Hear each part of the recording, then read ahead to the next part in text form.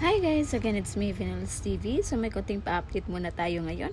Ito naman yung tungkol kay Bibi Tali. Pero bago ang lahat, huwag niyo muna kalimutang i-subscribe at i-hit ang notification bell button para updated kayo sa mga bago kong upload.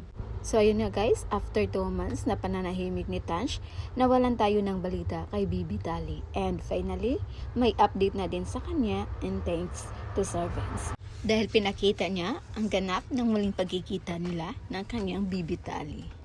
Sobrang na-miss din ng mga fans ng Team Tara si Bibi Tali. Ang ganda ding bata ni Bibi Tali at hindi natin maipagkaila na magkapatid talaga sila ni Bibi Amara.